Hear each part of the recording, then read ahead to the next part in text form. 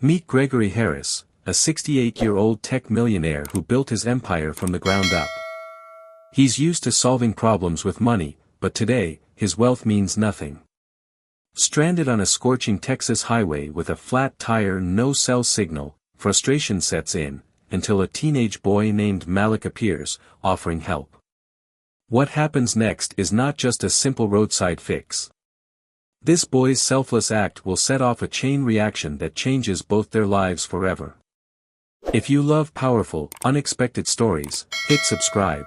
We've got more incredible tales coming your way. Gregory Harris sat behind the wheel of his sleek black Bentley, the Texas sun beating down on the empty highway around him. The air conditioning blasted at full force, but it did little to cool his frustration. A flat tire had brought him to an unexpected halt in the middle of nowhere, no city skyline in sight, no roadside assistance answering his calls. He checked his phone again. No signal. Just his luck. At 68, Gregory was a self-made tech millionaire, a man who prided himself on control. He had spent decades solving problems with money, making calculated decisions that built his empire from the ground up.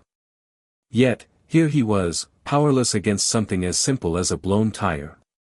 His patience was thinning. Stepping out of the car, he wiped the sweat from his brow and surveyed the long, deserted road stretching before him. It was eerily quiet, save for the occasional rustling of dry grass in the wind. Then, in the distance, a lone figure appeared, a teenage boy, walking toward him with a determined stride. Gregory narrowed his eyes. Who was this kid? And more importantly, could he be trusted? The boy drew closer, his pace steady, his expression unreadable. Gregory watched as he approached, maybe 14, slim but strong-looking, his dark skin gleaming with sweat under the brutal Texas sun. He wore a faded t-shirt, ripped jeans, and a pair of sneakers so worn they barely held together. A backpack slung over one shoulder suggested he had been walking for a while. When he finally stopped a few feet away, the boy glanced at the car, his eyes flicking to the flat tire before meeting Gregory's gaze. "Looks like you've got a problem, sir," he said, his voice calm, steady, and far more self-assured than Gregory expected. Gregory hesitated. He wasn't used to accepting help, especially from a kid who looked like he didn't have much to give. "Yeah," he admitted, rubbing the back of his neck. "Flat tire. No cell service." The boy nodded knowingly, then dropped his backpack onto the ground. "I can fix that," he said simply, as if it was the most natural thing in the world. Gregory frowned. "You know how to change a tire?" A small, confident smile crossed the boy's face. "Yes, sir. My uncle's a mechanic. Taught me everything I know." And without another word, he got to work. Gregory watched as the boy crouched beside the car, inspecting the damage with a quiet focus. His hands, though young, moved with practiced ease, tracing the edges of the flat tire, checking the lug nuts. He wasn't fumbling or hesitating, he knew exactly what he was doing. "I'll need the spare," the boy said, glancing up at Gregory. Still processing the situation, Gregory pointed toward the trunk. The boy stood, walked over, and lifted it open without a second thought. He pulled out the spare tire, along with the jack and wrench, handling them like he had done this 100 times before. Gregory remained by the driver's door, arms crossed, trying to reconcile the image before him. This kid didn't look like much. His clothes were worn, his sneakers barely holding together.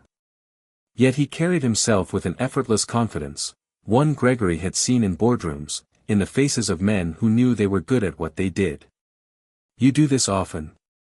Gregory asked. The boy nodded as he loosened the lug nuts. "Yeah. My uncle runs a shop in town. I help out when I can." Gregory said nothing, just watched. There was something different about this kid, something Gregory couldn't put his finger on. And for the first time in a long time, he felt humbled. The boy worked with quiet efficiency, his hands moving swiftly as he loosened the lug nuts and positioned the jack under the car. Gregory, usually impatient, found himself standing silently, watching the boy's steady movements. There was no hesitation, no second-guessing, just pure focus. The sun bore down on them, beads of sweat rolling down the boy's forehead, but he didn't complain.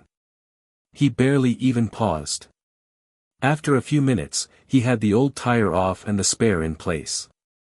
Tightening the last lug nut, he gave the wheel a firm tug, testing its security before finally standing and wiping his greasy hands on his jeans. "All done," he said simply, offering a small, satisfied nod.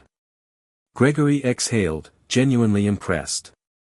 He reached into his wallet and pulled out a crisp $100 bill, holding it out. "Here. I really appreciate the help." The boy glanced at the money but didn't reach for it. Instead, he shook his head and took a step back, raising a hand politely. "Thank you, sir, but I don't need it," he said. His voice was firm, but there was no disrespect in it, just quiet certainty. Gregory blinked, stunned. In his world, everything had a price. But here was a boy who had just helped him, and expected nothing in return. Gregory stood there, the $100 bill still in his hand, feeling something he hadn't felt in years, uncertainty. He had built his entire life on transactions, on deals where everything had a price, and yet this boy was walking away as if money meant nothing. Gregory glanced at the crisp bill, then back at the boy, who was already slinging his backpack over his shoulder, preparing to leave. "Wait," Gregory called, his voice steadier than he felt. The boy turned, raising an eyebrow. "You really won't take it?" Gregory asked, genuinely curious. The boy offered a small shrug. "My mama says real help isn't about getting something back," he said simply. "It's just the right thing to do." With that, he turned and walked away, his sneakers kicking up dust as he made his way down the long, empty road. Gregory watched him go, an unfamiliar feeling settling in his chest. Sliding back into the driver's seat, he started the engine, but for the rest of the drive, his thoughts kept drifting back to the boy. That quiet confidence. That refusal to take something in return. That simple, unwavering belief in doing good. By the time Gregory pulled into his gated estate, he realized something unsettling. He had just met a kid with more integrity than most of the men he had done business with. That night, Gregory sat alone in his sprawling penthouse, a glass of scotch in hand, staring out at the glittering Dallas skyline. Normally, the view gave him a sense of satisfaction, a reminder of everything he had built.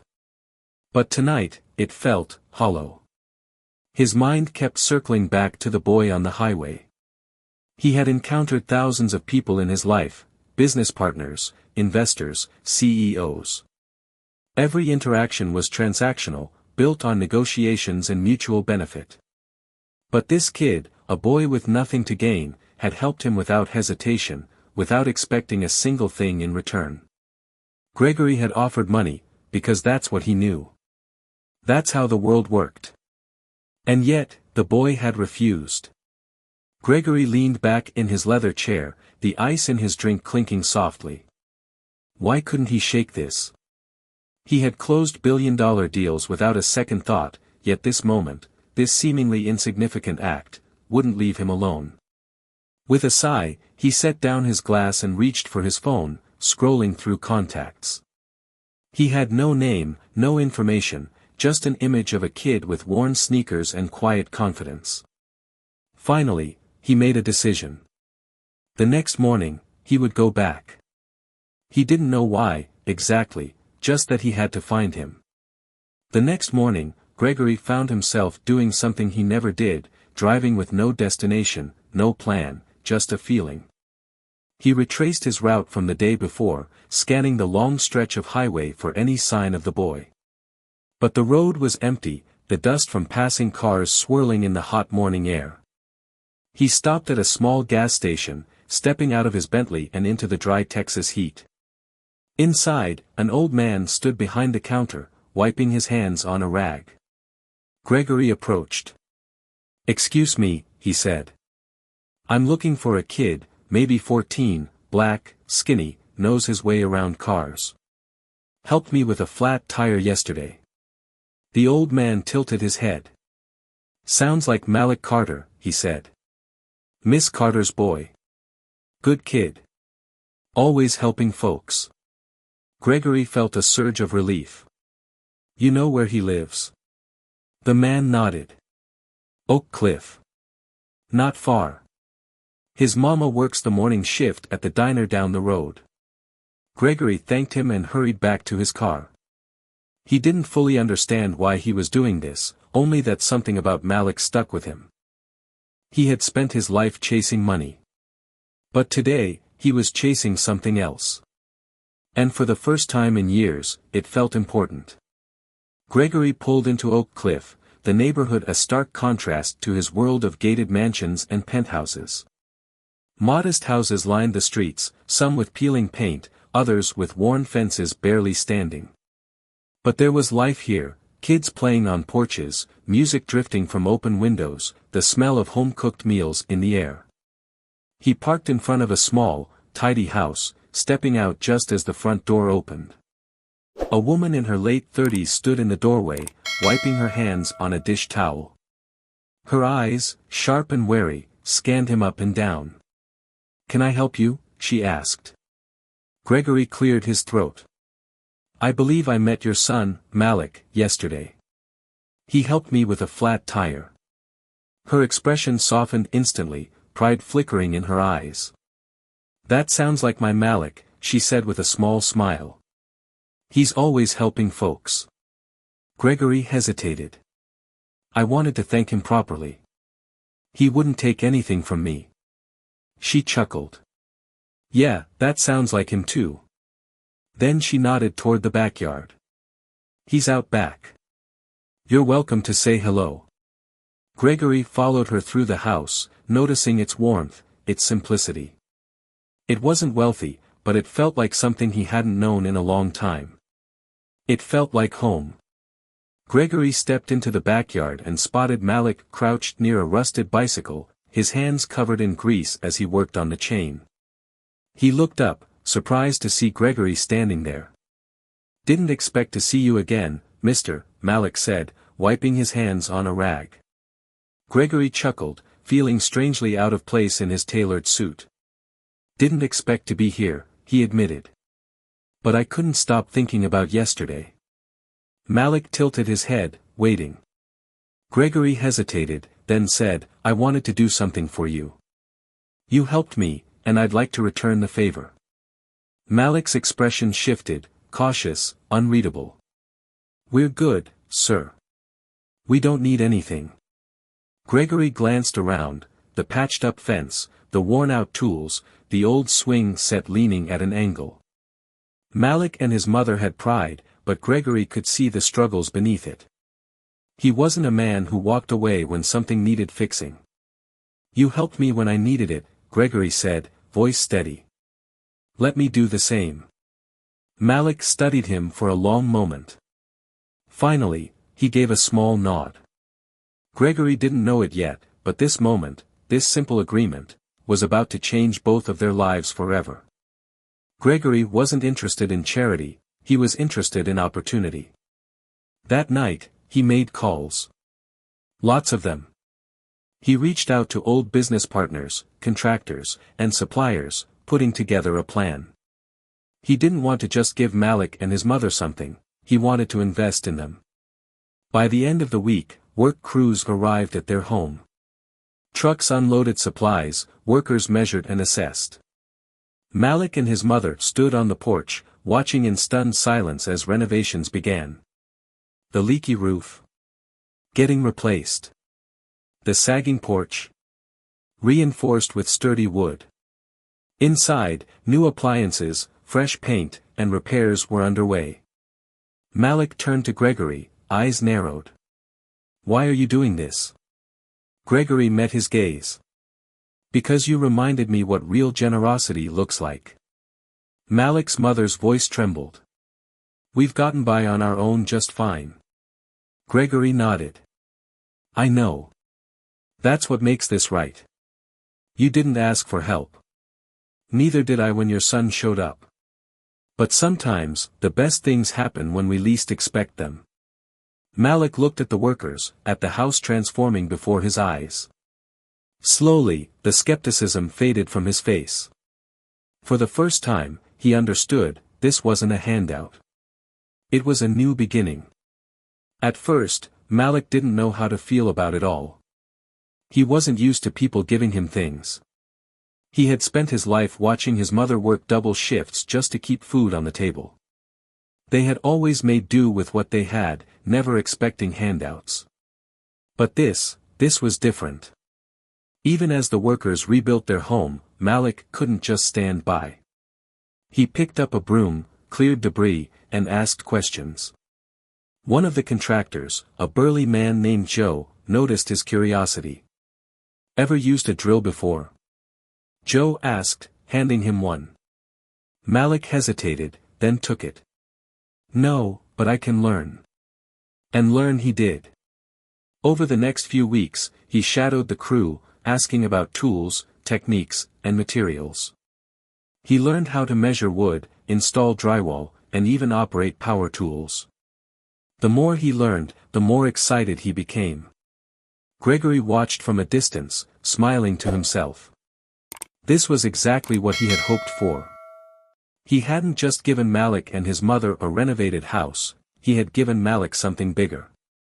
A skill. A future. A reason to believe in more than just getting by. And for the first time, Malik wasn't just fixing things. He was building something for himself. The day the renovations were finished, the neighborhood gathered to see the transformation. The once-worn house now had a fresh coat of paint, a sturdy new porch, and a roof that no longer leaked.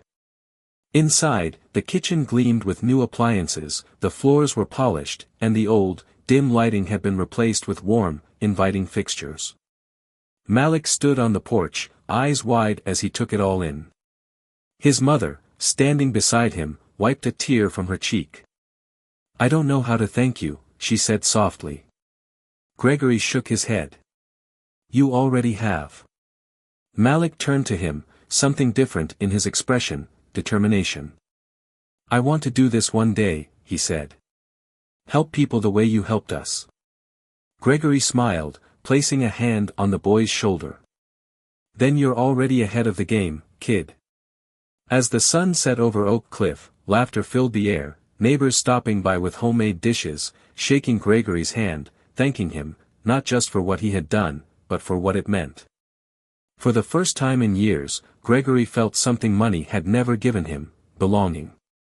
And deep down, he knew this was just the beginning.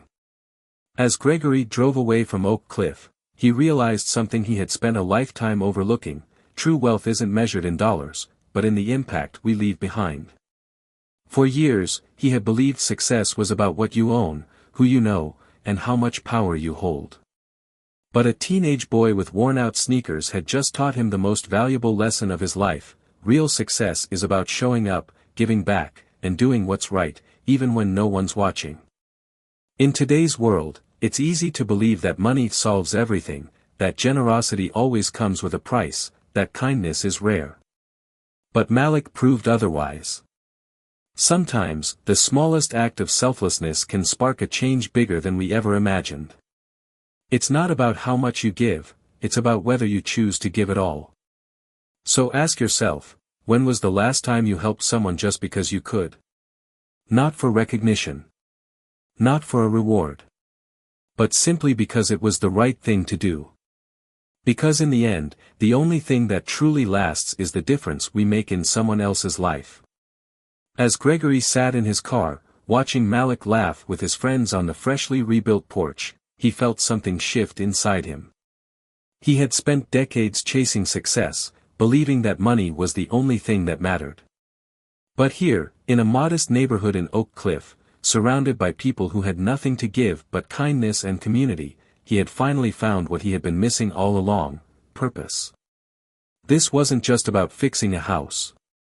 It was about fixing perspective. Malik had unknowingly changed Gregory's life with a simple act of generosity. And in return, Gregory had given him more than a new home, he had given him belief in a bigger future. One where his skills, his ambition, and his integrity could take him far. As Gregory pulled away, he knew this wasn't the end. He would be back. Not because he had to, but because he wanted to. Some connections transcend wealth, privilege, and circumstance, and this was one of them. So, what's the lesson here? Never underestimate the power of kindness. Never ignore the chance to help someone. Because you never know when a small act might lead to something bigger than you ever imagined. If you love stories that inspire, surprise, and challenge the way we see the world, hit subscribe to Daily Stories.